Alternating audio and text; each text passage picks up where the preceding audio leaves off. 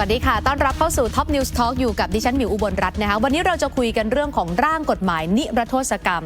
ซึ่งถูกพูดถึงแล้วก็ถูกหยิบยกขึ้นมาเป็นความหวังในการสร้างความปรองดองรอบใหม่เราจะสลายขั้วการเมืองเราจะไม่มีสีเสื้อเราจะก้าวข้ามความขัดแย้งก้าวไปสู่ความปรองดองทุกอย่างดูเหมือนจะดีนะคะจนกระทั่งตอนนี้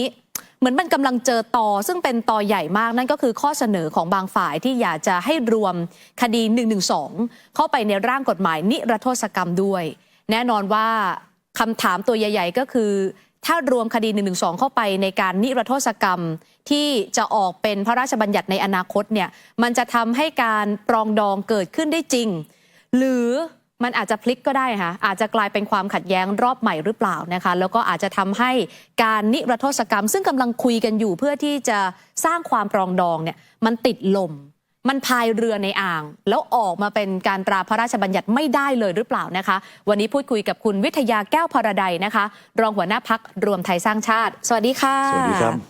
พรรครวมไทยสร้างชาติก็เป็นพรรคร่วมรัฐบาลแล้วก็มีการเสนอร่างพรบนิรโทษกรรมฉบับของพรรคด้วยเสนอไว้แล้วครับเสนอแล้วด้วยคือวันนี้ไม่สู่การพิจารณาของสภาค่ะคือวันนี้เนี่ยดิฉันบอกก่อนว่าที่ต้องเชิญคุณวิทยามาพูดคุยอาจจะต้องบอกว่าคุณวิทยาเองก็ถือว่ามีหมวก2ใบหนึ่งคือเป็นรองหัวหน้าพรรครวมไทยสร้างชาติเป็นพรรคร่วมแล้วก็มีข้อเสนอเรื่องของการนิรโทษกรรมและหมวกอีกใบก็คือ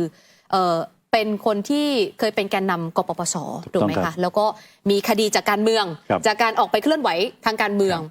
เพราะฉะนั้นในช่วงแรกเราค่อยๆไล่กันก่อนอย่างคุณวิทยาเนี่ยคดีการเมืองที่เกิดขึ้นกับตัวเองที่ต้องเผชิญเนี่ยณตอนนี้มีคดีอะไรบ้างคะก็คดีเดียวคดีการชุมนุมของกปปสนะครับก็ส่วนข้อหาก็แยกย่อยไปเช่นข้อหาบุกรุกสถานที่ราชการข้อหาในเรื่องของการปลุกระดมประชาชนให้มาต่อสู้รัฐบาลอะไรพวกนี้มันไล่ข้อหาไปแต่มันเป็นคดีเดียวแต่หลายข้อหา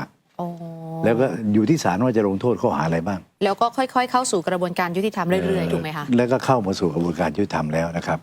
จนผ่านการพิจารณาของศาลชั้นต้นศาลชั้นต้นก็มีคำพิพากษาแล้วบางท่านที่โดนฟ้องทั้งหมด3-40ร่วม70กว่าคนนะบางท่านก็ยกฟ้องไปบางท่านก็รอลงอาญาบางท่านก็มีโทษจำคุกมากบ้างน้อยบ้างแล้วแต่พฤติกรรมในคดีของแต่ละคนตอนนี้ก็อยู่ระหว่างการต่อสู้ในชั้นอุทธรณ์ชั้นอุทธรณ์นะท่านนี้รอคำพิพากษาศาลอุทธรณ์ซึ่งศาลอุทธรณ์นั่นมีหนังสือนัดมานะครับจะฟังคำพิพากษาศาลอุทธรณ์นี่วันที่27มิถุนายนเดือนหน้าเดือนหน้าแล้วเดือนหน้าได้ครับแต่ทั้งหมดก็อยู่ในกระบวนการมาตลอดซึ่งนี่แหละที่เราเรียกกันว่ามันคือคดีการเมืองใช่ไหมคะซึ่งนี่จะเป็นโจทย์ใหญ่ที่เราจะคุยกันในธีมของวันนี้นะคะซึ่งก่อนจะไล่เลียงไปถึงเรื่องของตอใหญ่อย่าง112เนี่ยนิยามก่อนว่าคำว่าคดีการเมืองค่ะคุณวิทยาทำความเข้าใจให้คุณผู้ชมเข้าใจตรงกันว่าคดีการเมืองนิยามของมันเนี่ยคืออะไรมันแล้วแต่การวางนิยามนะแต่ในความรู้สึกผมที่อยู่ในการเมืองมานานผมคิดว่าคดีการเมืองคือคดีที่ประชาชนขัดแย้งกับรัฐขัดแย้งกับรัฐและมีปัญหากับรัฐเพราะไอ้นี่คือการเมืองนะความรุนแรงที่ขัดแย้งกับรัฐจะขนาดไหนจะถึงขั้นหยิบอาวุธขึ้นสู้กันเลยหรือเปล่าหรือแค่เรียกร้องแค่ชุมนุมแล้วลามปามถึงขั้นเผาทำลายเรื่องต่างๆหรือเปล่ามันเคยมีพฤติกรรมมาทั้งหมดวันที่ประชาชนขัดแย้งต่อรัฐนั้นเมื่อ30 ปีที่แล้วนะครับความคิดขัดแย้งในเรื่องแนวทางระหว่างประชาธิปไตยกับพรรคคอมมิวนิสต์เนี่ย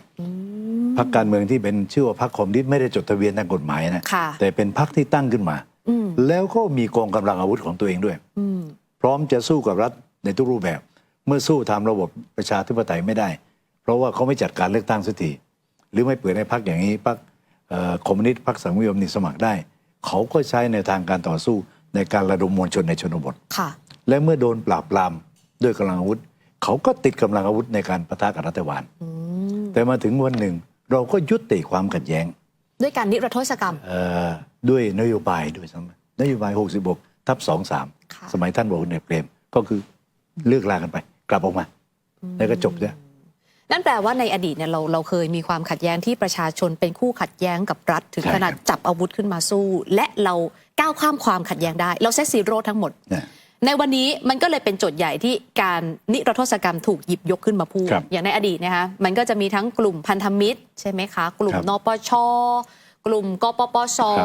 นะคะแล้วก็อีกหลายๆกลุ่มซึ่งเรามองว่า นี่แหละคือคนที่โดนคดีทางการเมืองใช่ครับในอดีตนอกจากนี้มีกลุ่มไหนอีกไหมคะที่โอเคน่าจะรวมอยู่ด้วย ถ้าจะต้องมีการนิรโทษกร ก็ รม มีครับผมทะลุแก๊สทะลุวังทะลุอะไรพวกนี้นะที่มีชุมนุมกันเรื่องหลัง ค่ะ ๆแล้วก็ปะทะกับตำรวจไปเผาโน่นเผานี่อยู่ในกรุงเทพที่เราเห็นมา ค่ะ วางระเบิด ซึ่งมันเป็นโทษทางอาญาหมดเพราะพวกนี้ก็เป็นเรื่องของความขัดแย้ง ค่ะ ระหว่างประชาชนกับรัฐ อืม รัฐเป็นผู้เสียหายจริงๆ ก็คือรถของรัฐโดนเผา ค่ะ คนของรัฐโดนทำร้ายไอ้พวกนี้ก็ถือว่าอยู่เป็นคดีที่อยู่ในข่ายการเมืองที่จะได้รับการนิรโทษ ซึ่งเรื่องการนิรโทษกรรมนี่ผมเข้าใจว่าตั้งแต่เสร็จเรื่องนปชเสร็จเรื่องพันธมิตรเสร็จเรื่องกปปสนี่มีการตั้งคณะขึ้นมาศึกษาอย่างเป็นทางการและ ค่ะ ไม่เป็นทางการพอสมควร ผมจำได้สมัยที่ยังมีสภาขับเคลื่อนการปฏิรูปประเทศเมื่อ 6 ปีที่แล้วนะครับ ค่ะ คณะกรรมการการเมืองเนี่ยถ้าผมจำหน้าได้ น่าจะมีคุณเสรีคุณวันชัยซึ่งเป็นสวปัจจุบันนะ ท่านสว คุณนิกรจำนงอะไรพวกเนี้ยนะ อ๋อ รวมทั้งผมด้วยนี่เคยไปนั่งทำการศึกษาเรื่องนี้กัน อืม ซึ่งได้ข้อสรุปเบื้องต้น คล้ายๆกับที่ถกอยู่อันเนี้ย ค่ะ ก็คือหนึ่งนี่โทษคดีที่ความขัดแย้งทางการเมืองทั้งหมด ไล่มาเลยตั้งแต่ปีพศเท่าไหร่ไล่มา อ่า จนจบเหตุการณ์ทั้งหมด ประชาชนเป็นผู้ขัดแย้งกับรัฐไล่มาให้หมด ขัดแย้งเรื่องอะไรบ้างนะ ยกทุกเรื่อง อืม ยกเว้นได้กี่เรื่อง ที่จะไม่นิรโทษกรรม ยกเว้น ยกเว้นหนึ่งคดีที่เป็นความผิดร้ายแรงต่อชีวิต เช่นในการชุมนุมผมไปยิงเขาตาย ฆ่าคนตาย อ่า มันรุนแร คราวนี้ ง ปัญหาว่าเราไปเกิดลูกให้เขาได้หรือเปล่า เราไป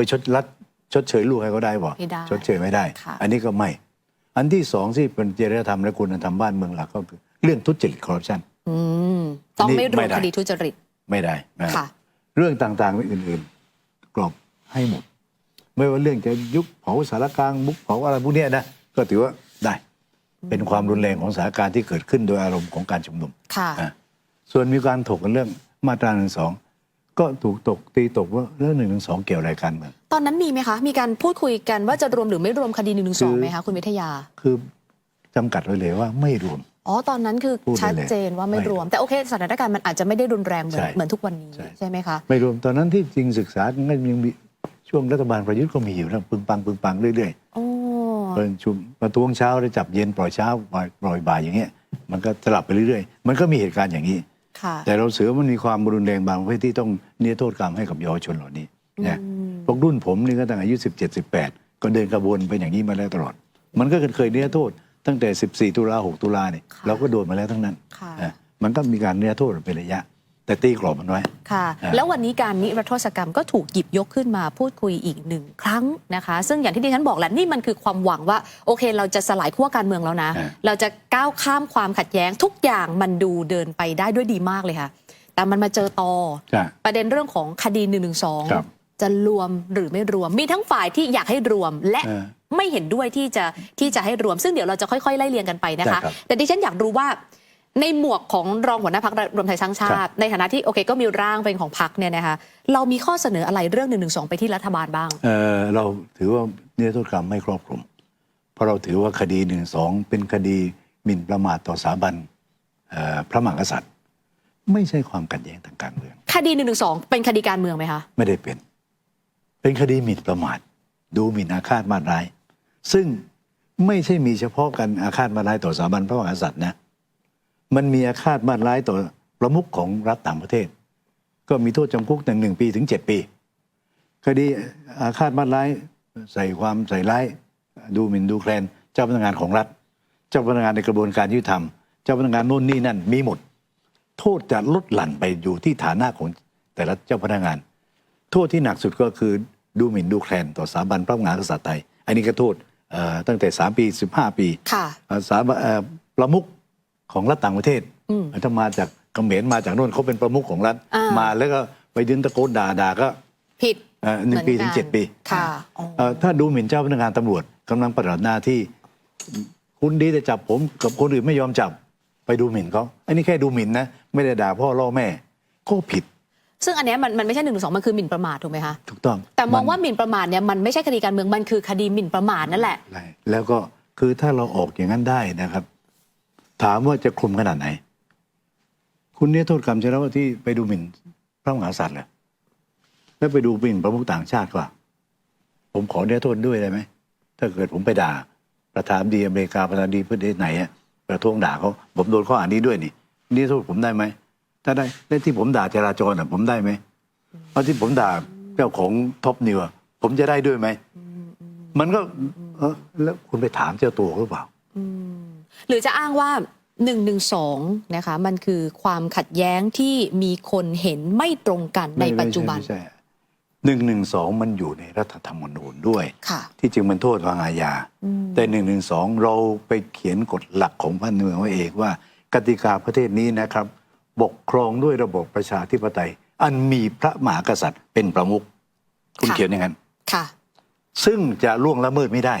เขียนไว้แล้วอยู่ในรัฐธรรมนูญเป็นกติกาแล้วนะ